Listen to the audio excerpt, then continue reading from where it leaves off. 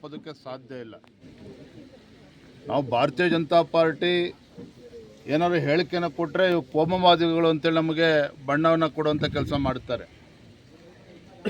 ಆದರೆ ಅನೇಕ ಲವ್ ಜಿಹಾದ್ ಪ್ರಕರಣಗಳು ರಾಜ್ಯದಲ್ಲಿ ಮರುಕಳಿಸ್ತಾ ಇದೆ. ರಾಜ್ಯ ಸರ್ಕಾರ ಕೈ ಕಟ್ಕೊಂಡು ಕೂತಿದೆ. ಯಾವುದೇ ಪ್ರಕರಣ ಆದರೂ ಕೂಡ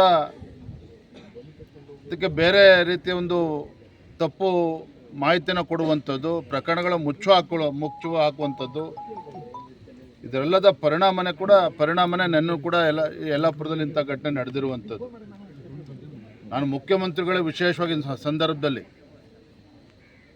ಒಂದು ರಾಜ್ಯದ ಮುಖ್ಯಮಂತ್ರಿಗಳು ಇದ್ದೀರಿ, ಈ ಪ್ರಕರಣವನ್ನು ಸರಿಯಾದ ರೀತಿಯಲ್ಲಿ ತನಿಖೆ ಆಗಬೇಕು. ಇದಕ್ಕೆ ಬೇರೆ ರೀತಿಯ ಬಣ್ಣವನ್ನು ಕೊಡದೇ ಸರಿಯಾದ ರೀತಿ ತನಿಖೆಯಾಗಿ ಆ ಕುಟುಂಬಕ್ಕೂ ಕೂಡ ನ್ಯಾಯ ಸಿಗಬೇಕು, ಹಿಂದೂ ಸಮಾಜಕ್ಕೂ ಕೂಡ ನ್ಯಾಯ ಸಿಗಬೇಕು. ನಾನು ಹಾಗಾಗಿ ಮಾನ್ಯ ಮುಖ್ಯಮಂತ್ರಿಗಳಲ್ಲಿ ಗೃಹ ಸಚಿವರು ಮತ್ತೊಮ್ಮೆ ಆಗ್ರಹ ಪಡಿಸ್ತೇನೆ, ಸರಿಯಾದ ರೀತಿ ತನಿಖೆ ಆಗಬೇಕು ಅಂತ. ನೋಡಿದ್ರಿ ಪಾಪ ತಾಯಿ, ಅದೇ ರೀತಿ 10 ವರ್ಷದ ಮಗು ಕೂಡ ಇದೆ.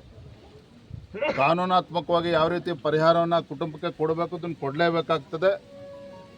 ಅತ್ಯಂತ ಬಡ ಕುಟುಂಬ, ಒಂದು ದಲಿತ ಕುಟುಂಬ, ಒಂದು ದಲಿತ ಹಿಂದೂ ಕುಟುಂಬ ಇದು.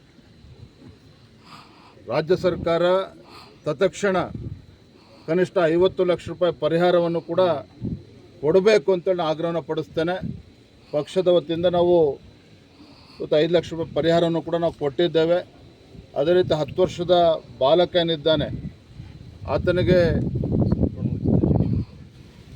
ವಿಶ್ವದರ್ಶಿ ಶಿಕ್ಷಣ ಸಂಸ್ಥೆ ಮೊನ್ನೆ ಹರಿಪ್ರಕಾಶ್ ಕೋಣೆಮನೆಯವರು ಆ ಬಾಲಕನಿಗೆ ಸಂಪೂರ್ಣವಾಗಿರ್ತಕ್ಕಂಥದ್ದು ಉಚಿತ ಶಿಕ್ಷಣವನ್ನು ಕೊಡ್ತೇವೆ ಅನ್ನುವ ಈಗಾಗಲೇ ಭರವಸೆನಿಗಾಗಲೇ ಕೊಟ್ಟಿದ್ದಾರೆ, ಕುಟುಂಬದ ತಾಯಿ ಕೊಟ್ಟಿದ್ದಾರೆ. ಆ ಬಾಲಕನ ಶಿಕ್ಷಣದ ಕಡೆ ಗಮನಿಸ್ತೇವೆ ಅಂತೇಳಿ. ಆದರೆ ರಾಜ್ಯ ಸರ್ಕಾರ ಒಂದು ಕಡೆ ಕಾನೂನಾತ್ಮಕವಾಗಿ ಯಾವ ರೀತಿ ಆ ದಲಿತ ಕುಟುಂಬಕ್ಕೆ 2 ಎಕರೆ ಜಮೀನನ್ನು ಕೊಡಬೇಕು ಮತ್ತು ಕನಿಷ್ಠ 50 ಲಕ್ಷ ರೂಪಾಯಿ ಪರಿಹಾರವನ್ನು ಕೂಡ ಕೊಡಬೇಕು.